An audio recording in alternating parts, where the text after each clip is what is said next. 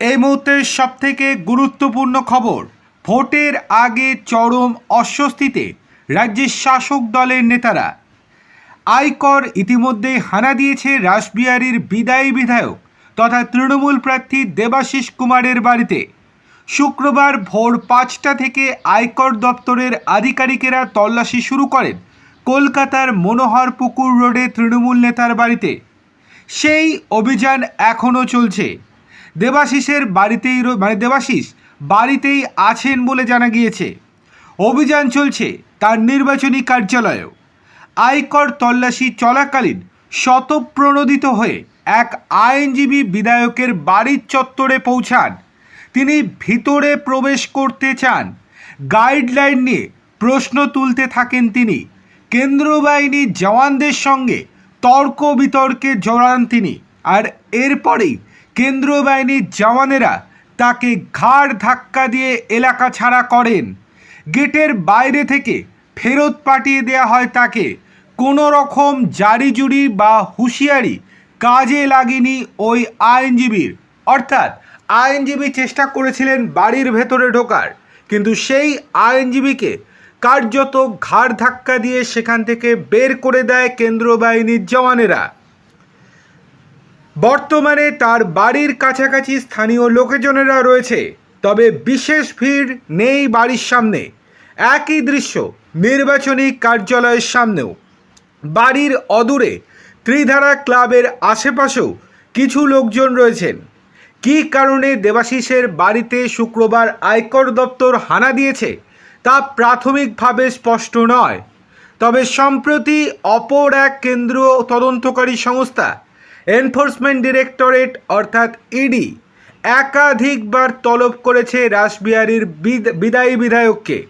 জমি দখল সংক্রান্ত মামলায় জিজ্ঞাসাবাদের জন্য তাকে সল্টলেকের সিজিও কমপ্লেক্সে ডেকে পাঠিয়েছিল ইডি। রাসবিহারী কেন্দ্রে এবার দেবাশিসের বিপরীতে বিজেপি প্রার্থী করেছে স্বপন দাশগুপ্তকে। এই আসনে এবার ভালো ফল হবে বলে আশা করছে বিজেপি। এরই মধ্যে শুক্রবার ভোরে রাসবিহারীর তৃণমূল প্রার্থীর বাড়ি এবং নির্বাচনী কার্যালয়ে আয়কর দপ্তর হানা দিয়ে এলাকায় উত্তেজনা সৃষ্টি করেছে। তল্লাশির খবর পেয়ে বিক্ষোভ দেখাতে শুরু করেছিলেন তৃণমূলের কর্মী সমর্থকদের একাংশ। মনোহরপুকুর রোডে দেবাশিসের বাড়ির অদূরেই রয়েছে তার নির্বাচনী কার্যালয়। এই দুই জায়গাতেই তল্লাশি চলছে। পাশাপাশি মতিলাল নেহরু রোডে দেবাশিসের একটি পার্টি অফিসও রয়েছে, সেখানেও হানা দিয়েছিলেন আয়কর আধিকারিকেরা। এই পার্টি অফিসটি ঘিরেই বিক্ষোভ শুরু করেন তৃণমূলের কর্মী সমর্থকেরা।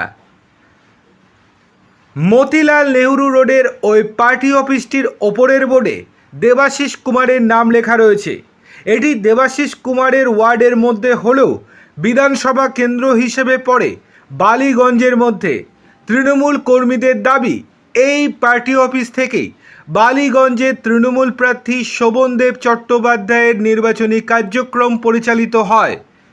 পার্টি অফিসে তল্লাশির খবর পেয়ে তৃণমূল কর্মীরা জড়ো হন সেখানে। বিজেপি প্রার্থী স্বপনের বিরুদ্ধে স্লোগান তুলতে থাকেন তারা। বিক্ষোভকারীরা ফাইল চুরির অভিযোগ তুলতে থাকেন সেখানে। স্লোগান ওঠে, ফাইল চুরি হচ্ছে কেন, স্বপন দাশগুপ্ত জবাব দাও। বর্তমানে সেই পার্টি অফিসের গেটের সামনে কেন্দ্র বাহিনী মোতায়েন রয়েছে। ভিতরে রয়েছেন আয়কর দপ্তরের আধিকারিকেরা। পরিস্থিতি সামলাতে পার্টি অফিসটি দেখভালের দায়িত্বে যিনি রয়েছেন তাকেও ভেতরে ডেকেছেন আধিকারিকেরা। বাইরে তৃণমূলের বিক্ষোভরত কর্মীদের মধ্যে একজন বলেন, না জানিয়ে তালা ভেঙে ভেতরে ঢোকা হয়েছে।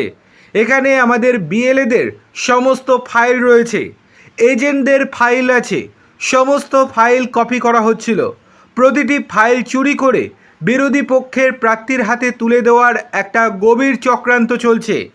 আমরা এলাকার লোকেরা এসে ধরে ফেলেছি, তারপরে এখন আমাদের দেখানোর জন্য ডেকেছে।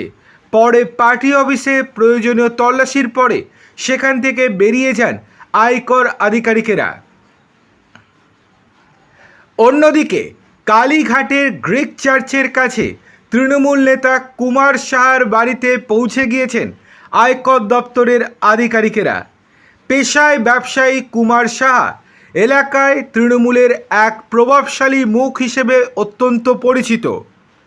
একসময় সৌমেন মিত্রের অনুগামী হিসেবে রাজনীতি শুরু করলেও 2014 সালে অভিষেক বন্দ্যোপাধ্যায় যুব সংগঠনের হাল ধরার পর থেকে দলে কুমারের গুরুত্ব বাড়তে শুরু করে।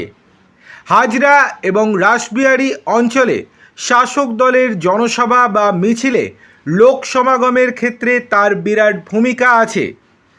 রাজ্য সভাপতি সুব্রত বক্সী থেকে শুরু করে দেবাশিস কুমার, দক্ষিণ কলকাতার প্রায় সব হেভিওয়েট নেতার সঙ্গেই তার সুসম্পর্ক রয়েছে। এমনকি কালীঘাট মন্দিরেও তার যথেষ্ট প্রভাব রয়েছে বলেই সূত্রের খবর। কালীঘাটের এই তল্লাশি এবং দেবাশিস কুমারের ডেরায় হানা, দুইয়ে মিলে দক্ষিণ কলকাতার রাজনৈতিক অলিন্দে এখন টান টান উত্তেজনা। তল্লাশি শেষে আয়কর দপ্তর কী তথ্য পায়, এখন সেই দিকেই নজর রয়েছে গোটা বাংলার মানুষের। অন্যদিকে গ্রেপ্তার করা হয় কিনা এই দেবাশিস কুমারকে, সেই দিকেই এখন নজর রয়েছে গোটা পশ্চিমবঙ্গের মানুষদের। যাই হোক, চলে আসি আরও একটি গুরুত্বপূর্ণ খবরে। প্রথম দফার ভোটের আগে মেরে কেটে আর এক সপ্তাহ বাকি নেই।